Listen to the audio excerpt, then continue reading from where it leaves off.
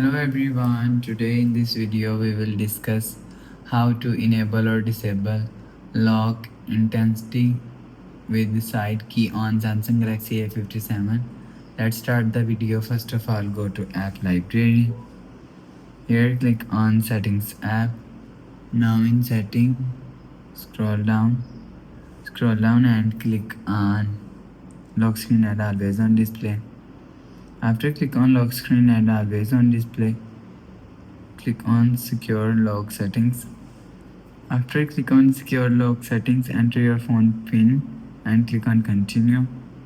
After click on continue, so you will see if you want to enable or disable lock intensity with side key, you will see. If you want to disable lock intensity with side key, so turn off this button. After turn off this button, lock intensity with side key is disabled. If you want to enable lock intensity with side key, so turn on this button.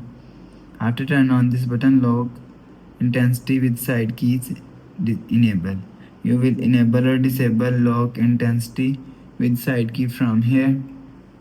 After enable or disable, go back to home screen. So that's how you can enable or disable lock intensity with side key on Samsung Galaxy A57. If you like the video, please subscribe. Thanks for watching.